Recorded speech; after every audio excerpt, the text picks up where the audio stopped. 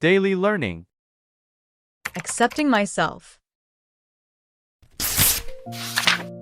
Ever since I was little, honestly, I felt like there was something about me that didn't quite fit in. I wasn't the loudest, the prettiest, or even the smartest. I kind of feel like I'm nothing in both of the people and my eyes.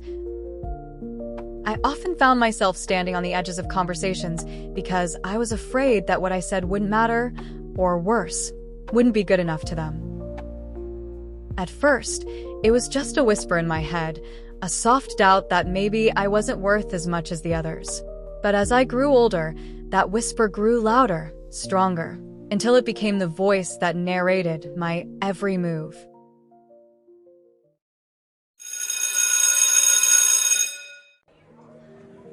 In middle school, I remember walking into class and immediately comparing myself to the other girls.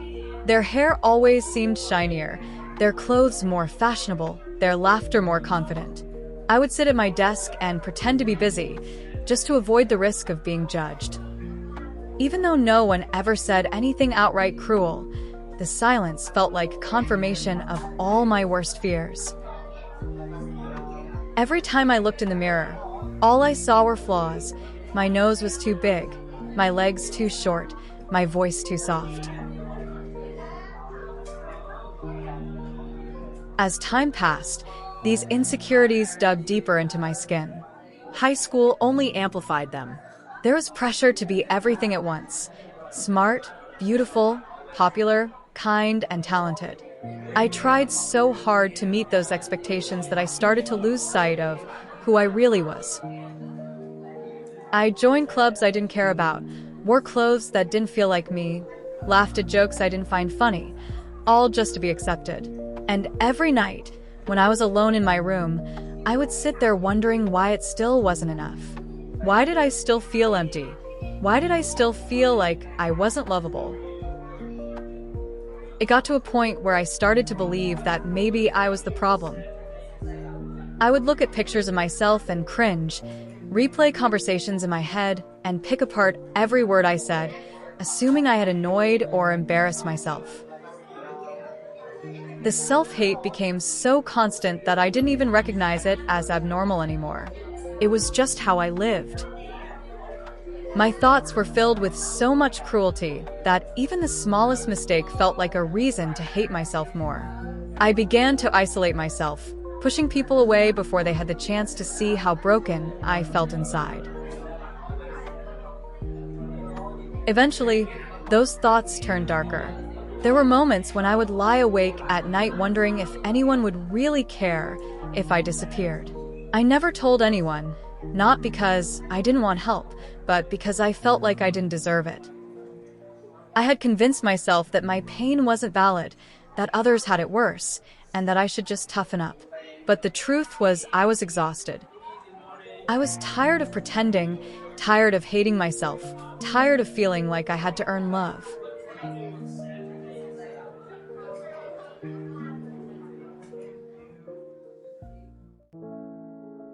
The turning point came quietly. It wasn't some grand moment of realization or an inspiring speech from a movie. It was a rainy afternoon when I was scrolling through old journal entries and saw, in my own handwriting, the words, "I just want to feel like I'm enough." Something about reading that broke me, not in a tragic way, but in a soft, almost gentle way. I realized how long I had been hurting, how much I had ignored my own needs just to make others happy, and how unfair I had been to myself. From that moment, I didn't suddenly become confident or self-loving, but I started to listen. I started to treat myself like someone worth caring for. I unfollowed accounts on social media that made me feel bad about myself and started following ones that uplifted me. I began journaling, not to track achievements, but to express my feelings honestly. When I had a bad day, I didn't punish myself for it. Instead, I allowed myself to feel, to rest, to be human.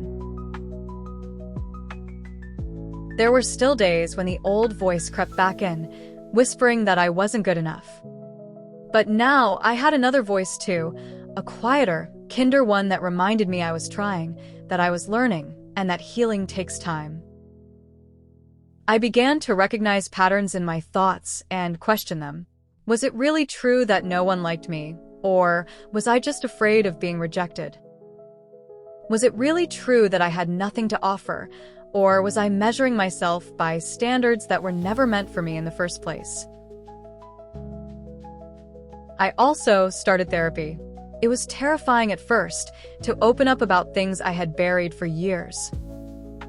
But my therapist gave me tools to understand where my thoughts came from, how my past experiences shaped my beliefs, and how I could begin to challenge those beliefs. One of the most powerful things she told me was, "You don't have to be perfect to be loved." That sentence stayed with me. It still does.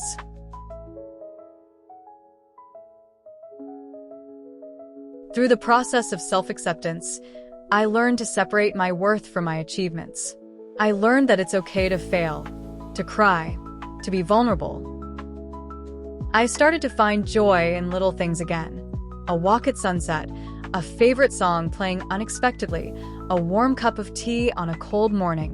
I reconnected with old hobbies that made me feel alive and stopped apologizing for being who I was. I started to say no when I needed to rest when I was tired, and to ask for help without feeling ashamed. Accepting myself didn't mean that I stopped wanting to grow. It meant that I could love who I was, even while acknowledging that I had room to improve. It meant forgiving myself for the mistakes I made when I didn't know better, and choosing to learn from them instead of letting them define me. It meant looking in the mirror and seeing more than just imperfections, seeing a girl who had survived, who had fought through darkness, and who had found light, not from someone else, but from within. Now, when I think back to the girl I used to be, I want to hug her. I want to tell her that it's okay to be different, that softness isn't weakness, and that being sensitive doesn't make her less worthy. I want to tell her that the people who truly love her will never ask her to be someone she's not. I want to remind her that her worth isn't measured by numbers or likes or how many people smile at her in the hallway. I still have days when I feel insecure or uncertain. I still have moments when I question my place in the world. But now I meet those moments with compassion, not cruelty. I remind myself that healing isn't linear and that every step forward counts, even if it's small. I surround myself with people who see me for who I am, not who I pretend to be. And most importantly, I try to be that kind of person for myself. So today I finally accepted who truly myself proudly. The one who is not perfect, not fixed, but whole in a way I like the way I originally to be. I have learned that accepting myself isn't about giving up, but about choosing to believe that I am enough, just as I am in this very moment. And that belief, fragile as it may be, is the foundation upon which I am slowly building a life of peace, purpose, and love.